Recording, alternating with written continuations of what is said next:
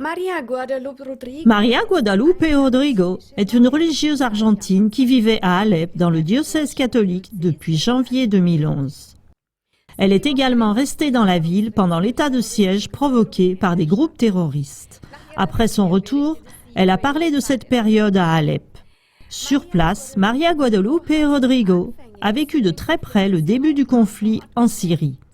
Elle contredit la thèse courante des politiciens et médias occidentaux selon laquelle le peuple syrien a approuvé le printemps arabe et qu'il est descendu pacifiquement dans la rue pour revendiquer la démocratie. À partir de la fenêtre de son évêché, elle a pu observer que des milliers de personnes sont descendues dans la rue pour soutenir leur président Bachar al-Assad.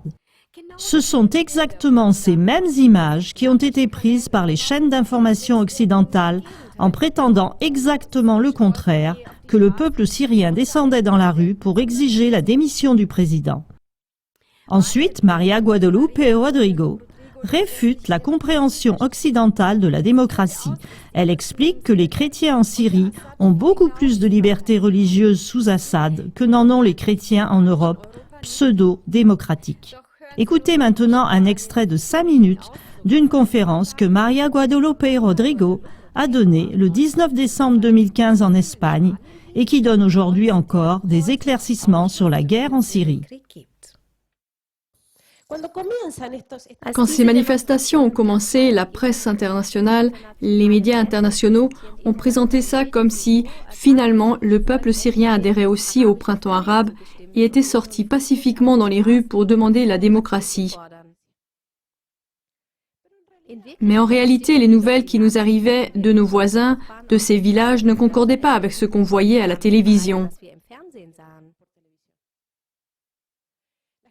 Les gens de ces villages disaient que des groupes armés étaient venus de l'extérieur de la Syrie.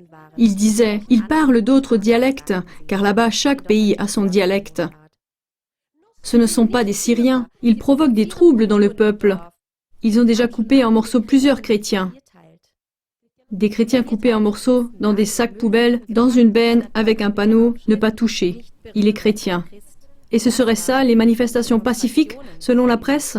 Quand ces choses ont commencé à se produire et à se multiplier très rapidement dans le pays, avec ces groupes armés qui viennent de l'extérieur, les gens sont sortis dans la rue. Là, oui, ils sont sortis dans la rue.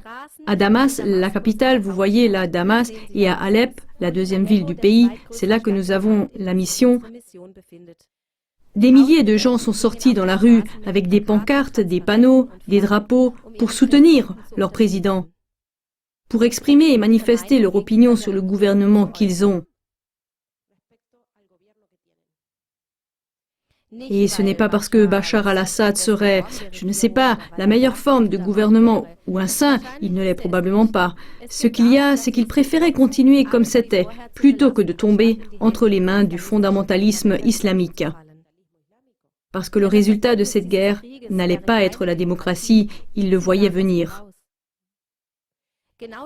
Ces mêmes images que nous voyons, c'est-à-dire depuis les fenêtres de l'évêché où nous étions, nous voyions passer ces gens, ils chantaient, et ces mêmes images étaient reprises par des chaînes internationales d'information très importantes et commentées de la manière suivante. Les manifestations pacifiques du peuple syrien continuent. Le peuple sort dans la rue pour demander à son président de s'en aller. C'était ridicule. Évidemment, qui comprend l'arabe pour savoir qu'en réalité, ils étaient en train de soutenir leur président? Et c'est pour cette raison qu'une des grandes souffrances de ce peuple, c'est que ce grand mensonge qui a été monté autour de cette histoire, c'est l'abandon de la part de l'Occident. Le peuple l'appelle le silence complice de l'Occident. Toutes les fois où ils ont essayé de se manifester et d'exprimer réellement leur opinion, ça a été totalement inversé. Et rendez-vous compte, tout ce qui a été monté autour de cette guerre, voyez-vous, en réalité, c'est une opération de grande ampleur qui a besoin, pour ainsi dire, du soutien, de l'approbation de l'opinion publique. C'est-à-dire que l'Occident approuve le fait que ces rebelles, entre guillemets, que ces rebelles modérés se lèvent contre le dictateur.